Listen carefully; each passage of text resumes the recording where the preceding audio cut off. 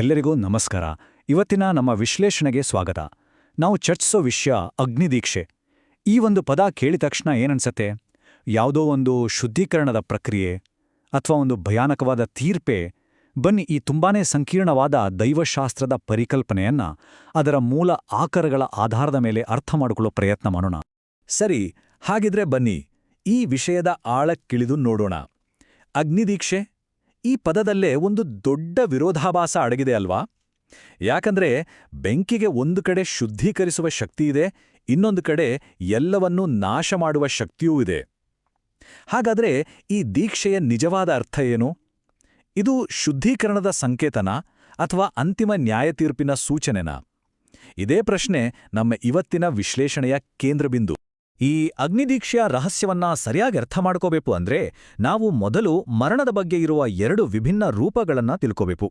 ಆಕರಗಳು ಹೇಳೋ ಪ್ರಕಾರ ಈ ವ್ಯತ್ಯಾಸವನ್ನ ಅರಿಯೋದೇ ಈ ಇಡೀ ಪರಿಕಲ್ಪನೆಯನ್ನ ಅರ್ಥ ಮಾಡ್ಕೊಳ್ಳೋ ಮೊದಲನೇ ಹೆಜ್ಜೆ. ಇಲ್ಲಿರೋ ವ್ಯತ್ಯಾಸ ಇದೆಯಲ್ಲ, ಇದು ತುಂಬಾನೇ ಮುಖ್ಯ. ಮೊದಲ ಮರಣ ಅಂದ್ರೆ ಕೇವಲ ನಮ್ಮ ಶರೀರ ಅಂತ್ಯ ಆಗೋದಲ್ಲ, ಅದಕ್ಕಿಂತ ಹೆಚ್ಚಾಗಿ ತಂದೆಯಾದ ದೇವರಿಂದ ಆಧ್ಯಾತ್ಮಿಕವಾಗಿ ಸಂಪೂರ್ಣವಾಗಿ ದೂರ ಆಗೋದು. ಆದರೆ ಎರಡನೇ ಮರಣ ಅನ್ನೋದು ಇನ್ನೂ ಗಂಭೀರವಾದದ್ದು. ಇದರರ್ಥ ಅಗ್ನಿಸರೋವರದಲ್ಲಿ ಸಂಪೂರ್ಣವಾಗಿ ಅಸ್ತಿತ್ವದಿಂದಲೇ ಇಲ್ಲವಾಗೋದು. ಹಾಗಾದ್ರೆ ಇದರಲ್ಲಿರೋ ಅಸಲಿ ವಿಷಯ ಏನು? ಮೂಲ ಆಕರಗಳ ಪ್ರಕಾರ ಯೇಸುಕ್ರಿಸ್ತರು ಶಿಲುಬೆಯ ಮೇಲೆ ಅನುಭವಿಸಿದ್ದು ಬರೀ ದೈಹಿಕ ಯಾತನೆಯನ್ನಲ್ಲ, ಅದು ಅದಕ್ಕಿಂತ ಮಿಗಿಲಾದದ್ದು. ಇಡೀ ಮಾನವಕುಲದ ಪರವಾಗಿ ಆ ಮೊದಲ ಮರಣವನ್ನ, ಅಂದ್ರೆ ತಂದೆಯಿಂದ ಸಂಪೂರ್ಣವಾಗಿ ಕೈಬಿಡಲ್ಪಟ್ಟ ಆ ಅಸಹನೀಯವಾದ ಆಧ್ಯಾತ್ಮಿಕ ವೇದನೆಯನ್ನ ಅವರು ಅನುಭವಿಸಿದ್ರು. ಸರಿ, ಈಗ ನಮ್ಗೆ ಎರಡು ತರದ ಮರಣಗಳ ಬಗ್ಗೆ ಗೊತ್ತಾಯಿತು. ಈಗ ಇದೇ ಅಗ್ನಿದೀಕ್ಷೆಯು ಹೇಗೆ ಶಿಲುಬೆ ಮತ್ತು ಅಗ್ನಿ ಸರೋವರ ಅನ್ನೋ ಎರಡು ಬೇರೆ ಬೇರೆ ರೂಪಗಳಲ್ಲಿ ಪ್ರಕಟವಾಗತ್ತೆ ಅನ್ನೋದನ್ನ ನೋಡೋಣ. ನೋಡಿ, ಇದು ತುಂಬಾನೇ ಕುತೂಹಲಕಾರಿ. ಅಗ್ನಿದೀಕ್ಷೆ ಅನ್ನೋದು ಒಂದೇ ಬೆಂಕಿ, ಆದ್ರೆ ಅದು ಎರಡು ರೀತಿಯಲ್ಲೇ ಕೆಲಸ ಮಾಡುತ್ತೆ. ಎಲ್ಲವೂ ವ್ಯಕ್ತಿಯ ಆಯ್ಕೆಯ ಮೇಲೆ ನಿಂತಿದೆ. ಯೇಸುವಿನ ತ್ಯಾಗವನ್ನ ಸ್ವೀಕರಿಸಿ ಪಶ್ಚಾತ್ತಾಪ ಪಡುವವರಿಗೆ ಆ ಬೆಂಕಿ ಶಿಲುವೆಯ ಮೂಲಕ ಶುದ್ಧೀಕರಿಸುತ್ತೆ. ಆದ್ರೆ ಅದನ್ನೇ ನಿರಾಕರಿಸುವವರಿಗೆ ಅದೇ ಬೆಂಕಿ ಅಗ್ನಿ ಸರೋವರದಲ್ಲಿ ಅಂತಿಮ ತೀರ್ಪಾಗಿ ಬದಲಾಗುತ್ತೆ. ಹಾಗಾದ್ರೆ ಈ ಥರ ಯಾಕಾಗತ್ತೆ? ಯಾಕೆ ಕೆಲವರಿಗೆ ಶುದ್ಧೀಕರಣ, ಇನ್ನೂ ಕೆಲವರಿಗೆ ತೀರ್ಪು? ಇದರ ಹಿಂದಿನ ದೈವಶಾಸ್ತ್ರದ ಕಾರಣ ಏನು ಅಂತ ಈಗ ಅರ್ಥ ಮಾಡ್ಕೊಳ್ಳೋಣ. ಇಲ್ಲಿ ದೇವರ ರಕ್ತ ಮತ್ತೆ ಆತನ ಆಜ್ಞೆಯ ಪರಿಕಲ್ಪನೆಗಳು ತುಂಬಾನೇ ಪ್ರಮುಖ ಪಾತ್ರ ವಹಿಸುತ್ತವೆ. ಈ ಮಾತು ಈ ಇಡೀ ವಾದದ ಅಡಿಪಾಯ ಅಂತಾನೆ ಹೇಳ್ಬೋದು. ಇದರ ಸರಳ ಅರ್ಥ, ಪಾಪದ ಕ್ಷಮೆ ಸಿಗ್ಬೇಕು ಅಂದ್ರೆ ಒಂದು ಜೀವದ ತ್ಯಾಗ ಆಗ್ಲೇಬೇಕು, ಅಂದ್ರೆ ರಕ್ತ ಸುರಿಸಲೇಬೇಕು. ಇದು ಪ್ರಾಯಶ್ಚಿತ್ತದ ಹಿಂದಿರುವ ಒಂದು ಪ್ರಮುಖ ದೈವಶಾಸ್ತ್ರದ ನಂಬಿಕೆ. ಆದ್ರೆ ಇಲ್ಲೊಂದು ದೊಡ್ಡ ಪ್ರಶ್ನೆ ಎದುರಾಗುತ್ತೆ.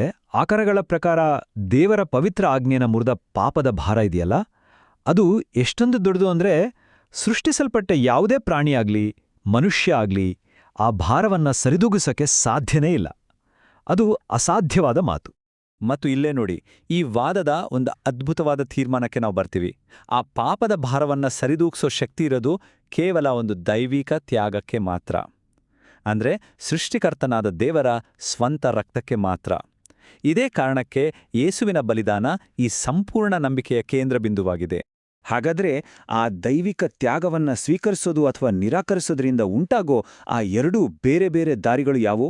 ಆ ಅಗ್ನಿದೀಕ್ಷೆಯು ನಮ್ಮನ್ನ ಯಾವ ಮಾರ್ಗಕ್ಕೆ ಕೊಂಡೊಯ್ಯುತ್ತೆ? ಬನ್ನಿ ಈಗ ನೋಡೋಣ. ಮೊದಲನೇ ದಾರಿ ಸಂತರ ಮಾರ್ಗ. ಯೇಸುವಿನ ತ್ಯಾಗವನ್ನು ನಂಬುವವರಿಗೆ ಬೆಂಕಿ ಒಂದು ಶುದ್ಧೀಕರಣದ ಅನುಭವ ಆಗತ್ತೆ. ಇದು ಶಿಲುಬೆಯ ಕಷ್ಟಗಳಲ್ಲಿ ಪಾಲ್ಗೊಳ್ಳೋ ಮೂಲಕ ನಮ್ಮೊಳಗಿನ ಪಾಪವನ್ನ ಸುಟ್ಟುಹಾಕಿ ಬೆಳ್ಳಿ ಬಂಗಾರವನ್ನ ಪರಿಷ್ಕರಿಸದ ಹಾಗೆ ನಮ್ಮ ನಂಬಿಕೆಯನ್ನ ಪರೀಕ್ಷಿಸಿ ಕೊನೆಗೆ ಮೋಕ್ಷದ ಕಡೆಗೆ ನಮ್ಮನ್ನ ಕರೆದೊಯ್ಯುತ್ತೆ. ಆದ್ರೆ ಇದಕ್ಕೆ ಪೂರ್ತಿ ವಿರುದ್ಧವಾದ ಇನ್ನೊಂದು ದಾರಿಯಿದೆ. ಅದು ಪಾಪಿಯ ಮಾರ್ಗ. ಯಾರು ಶಿಲುವೆಯ ಪ್ರೀತಿಯನ್ನ ತಿರಸ್ಕರಿಸ್ತಾರೋ ಅವರಿಗೆ ಅದೇ ಬೆಂಕಿ ವಿನಾಶಕಾರಿಯಾಗುತ್ತೆ. ಅವರು ತಮ್ಮ ಪಾಪಗಳ ಜೊತೆಗೆ ಅಗ್ನಿ ಸರೋವರಕ್ಕೆ ಎಸೆಯಲ್ಪಡುತ್ತಾರೆ. ಹೊಟ್ಟನ್ನು ಆರದ ಬೆಂಕಿಯಲ್ಲಿ ಸುಟ್ಟು ಹಾಕಿದ ಹಾಗೆ ಅವರು ಎರಡನೇ ಮರಣವನ್ನ, ಅಂದ್ರೆ ಸಂಪೂರ್ಣ ನಾಶವನ್ನ ಅನುಭವಿಸ್ತಾರೆ. ಇಷ್ಟೆಲ್ಲ ಆಯ್ತು, ಶುದ್ಧೀಕರಣ, ನ್ಯಾಯತೀರ್ಪು. ಆದ್ರೆ ಇದೆಲ್ಲದರ ಅಂತಿಮ ಉದ್ದೇಶವಾದರೂ ಏನು? ದೇವರು ಈ ವ್ಯವಸ್ಥೆಯನ್ನ ಯಾಕೆ ಸ್ಥಾಪಿಸಿದ? ಇದರ ಹಿಂದಿನ ಮೂಲಭೂತ ಗುರಿ ಏನು? ಬನ್ನಿ ಅದನ್ನ ನೋಡೋಣ. ಮೂಲ ಆಕರಗಳ ಪ್ರಕಾರ ಈ ಇಡೀ ಪ್ರಕ್ರಿಯೆಯ ಅಂತಿಮ ಉದ್ದೇಶ ತುಂಬಾನೇ ಸ್ಪಷ್ಟವಾಗಿದೆ. ಅಂದ್ರೆ ಸೃಷ್ಟಿಯಿಂದ ಪಾಪ ಅನ್ನೋದನ್ನೇ ಸಂಪೂರ್ಣವಾಗಿ ಬೇರು ಸಮೇತ ಕಿತ್ತು ಹಾಕೋದು. ಕೊನೆಗೆ ದೇವರ ಪ್ರೀತಿಯ ಆಜ್ಞೆಯ ಜೊತೆ ಸಂಪೂರ್ಣವಾಗಿ ಹೊಂದಿಕೊಳ್ಳುವ ಜೀವಿಗಳಿಂದ ತುಂಬಿದ ಒಂದು ಪರಿಪೂರ್ಣವಾದ ಸೃಷ್ಟಿಯನ್ನು ರೂಪಿಸೋದೇ ಇದರ ಗುರಿ. ಕೊನೆಯದಾಗಿ ಈ ಇಡೀ ವಿಶ್ಲೇಷಣೆ ನಮ್ಮ ಮುಂದೆ ಒಂದು ಪ್ರಮುಖ ಪ್ರಶ್ನೆಯನ್ನ ಇಡುತ್ತೆ. ಮೂಲ ಆಕರಗಳು ಮುಂದಿಡುವ ಈ ಆಯ್ಕೆಯ ಬಗ್ಗೆ ಎಲ್ಲರೂ ಆಳವಾಗಿ ಯೋಚಿಸುವಂತೆ ಮಾಡುತ್ತೆ. ಸಂಕಷ್ಟಗಳ ಮೂಲಕ ಶುದ್ಧೀಕರಣಗೊಂಡು ಪರಿಪೂರ್ಣರಾಗುವ ದಾರಿಯನ್ನ ಆರಿಸಿಕೊಳ್ಳುವುದೇ ಅಥವಾ ಪಾಪದ ಜೊತೆಗೆ ಸಂಪೂರ್ಣವಾಗಿ ನಾಶವಾಗುವ ದಾರಿಯನ್ನ ಆರಿಸಿಕೊಳ್ಳುವುದೇ?